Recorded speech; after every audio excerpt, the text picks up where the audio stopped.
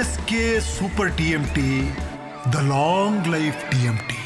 ಗುಜರಾತ್ನ ಗಿರ್ ಪ್ರದೇಶದಲ್ಲಿರುವಂತಹ ಸೋಮನಾಥ ಮಂದಿರ, ಖಿಲ್ಜಿ, ಘಜ್ನಿ, ಔರಂಗಜೇಬ್ ಈ ಮೂವರಿಂದಲೂ ಕೂಡ ಇನ್ನೂ ಅನೇಕ ಮುಸ್ಲಿಂ ದಾಳಿಕೋರರು ದಾಳಿ ಮಾಡಿ ಸಂಪೂರ್ಣವಾಗಿ ನಾಶವಾದಂಥದ್ದನ್ನು ಸರ್ದಾರ್ ವಲ್ಲಭಾಯಿ ಪಟೇಲ್ ಅವರು ಸ್ವತಂತ್ರ ನಂತರ ಇದರ ಮರುಸ್ಥಾಪನೆಯನ್ನು ಮಾಡಿದರು. ಅದರ ಪರಿಣಾಮ ಇವತ್ತು 75 ವರ್ಷಗಳ ಅಮೃತ ಮಹೋತ್ಸವದ ಸಂಭ್ರಮ ಇದೆ.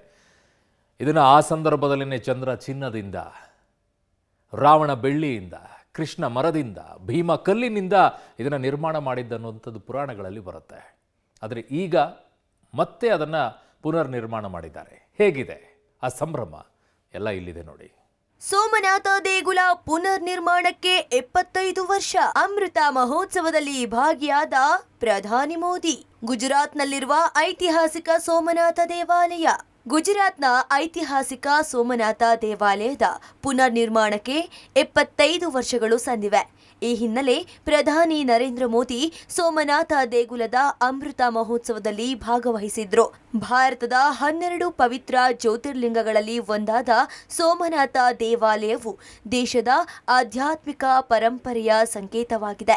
ದೇಗುಲ ಪುನರ್ ನಿರ್ಮಾಣಗೊಂಡು 75 ವರ್ಷ ಪೂರ್ಣಗೊಂಡ ಹಿನ್ನೆಲೆ ಅಮೃತ ಮಹೋತ್ಸವವನ್ನು ವಿಶೇಷವಾಗಿ ಆಯೋಜಿಸಲಾಗಿತ್ತು. ಅಮೃತ ಮಹೋತ್ಸವದ ಆಚರಣೆಯ ಭಾಗವಾಗಿ ದೇಶಾದ್ಯಂತ 11 ಪವಿತ್ರ ಯಾತ್ರಾ ಸ್ಥಳಗಳಿಂದ ತರಲಾದ ಪವಿತ್ರ ನೀರನ್ನ ಬಳಸಿ ವಿಶೇಷ ಸೋಮನಾಥನಿಗೆ ಕುಂಭಾಭಿಷೇಕವನ್ನು ನಡೆಸಲಾಯಿತು.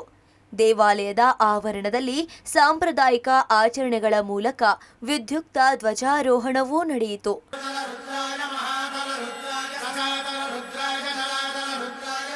ಇದಕ್ಕೂ ಮುನ್ನ ಪ್ರಧಾನಿ ನರೇಂದ್ರ ಮೋದಿ ರೋಡ್ ಶೋ ನಡೆಸಿದ್ರು. ಸೋಮನಾಥ ದೇವಾಲಯದ ಬಳಿಯ ಹೆಲಿಪ್ಯಾಡ್ನಿಂದ ವೀರ್ ಹಮೀರ್ಜಿ ವೃತ್ತದವರೆಗಿನ ಸುಮಾರು 1.5 ಕಿಲೋಮೀಟರ್ ಮಾರ್ಗದಲ್ಲಿ ಪ್ರಧಾನಿ ಮೋದಿ ಅವರನ್ನ ಸ್ವಾಗತಿಸಲು ಜನಸಂದಣಿ ಸಾಲುಗಟ್ಟಿತ್ತು. ಈ ವೇಳೆ ಮಾರ್ಗ ಮಧ್ಯೆ ದೇಶದ ವಿವಿಧ ಭಾಗಗಳ ಕಲಾವಿದರು ಸಾಂಪ್ರದಾಯಿಕ ನೃತ್ಯಗಳನ್ನ ಪ್ರದರ್ಶಿಸಿದ್ರು.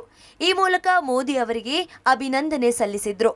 ಅಮೃತ ಮಹೋತ್ಸವ ಪ್ರಯುಕ್ತ ಏರ್ ಶೋ, ವಿಶೇಷ ಅಂಚೆ ಚೀಟಿ, ನಾಣ್ಯ ಬಿಡುಗಡೆ.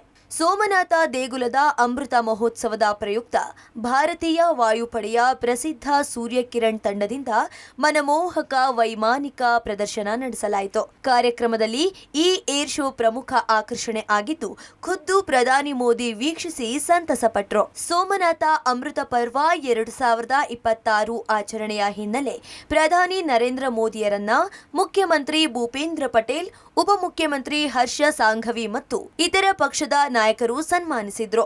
ಈ ವಿಶೇಷ ಆಚರಣೆಯ ಸಂದರ್ಭದಲ್ಲಿ ಪ್ರಧಾನಿ ಮೋದಿ ಧಾರ್ಮಿಕ ಮತ್ತು ಸಾಂಸ್ಕೃತಿಕ ಕಾರ್ಯಕ್ರಮಗಳಲ್ಲಿ ಭಾಗವಹಿಸಿದ್ರು ಮತ್ತು ಸೋಮನಾಥನ ಶ್ರೀಮಂತ ಪರಂಪರೆಗೆ ಸಮರ್ಪಿತವಾದ ಸ್ಮರಣಾರ್ಥ ಅಂಚೆ ಚೀಟಿ ಮತ್ತು ನಾಣ್ಯವನ್ನ ಸಹ ಬಿಡುಗಡೆ ಮಾಡಿದ್ರು. ಚಂದ್ರಮಾ ಪರ್ ಜಹಾ ಭಾರತ್ ಕಾ ರೋವರ್ ಲ್ಯಾಂಡ್ ಹುವಾ उस जगह का नाम भी हमने शिव शक्ति पॉइंट रखा है, क्योंकि हमारी आस्था में चंद्रमा शिव से जुड़ा है और शिव शक्ति से जुड़े हैं. और ये कितना सुखद है कि चंद्रमा के नाम से ही इस ज्योतिर्लिंग को हम सोमनाथ कहते हैं.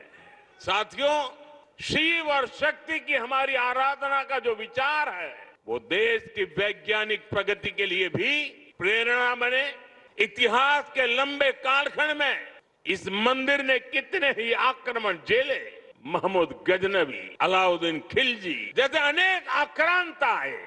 लुटेरों ने सोमनाथ मंदिर का वैभव मिटाने का प्रयास किया. ಇನ್ನು ಸೋಮನಾಥ ದೇಗುಲದ ಅಮೃತ ಮಹೋತ್ಸವ ಕಾರ್ಯಕ್ರಮದ ನಂತರ ಪ್ರಧಾನಿ ಮೋದಿ ವಡೋದರಾಕ್ಕೆ ಭೇಟಿ ನೀಡಿ ಸರ್ದಾರ್ ಧಾಮ್ ಹಾಸ್ಟೆಲ್ ಅನ್ನ ಉದ್ಘಾಟಿಸಲಿದ್ದಾರೆ.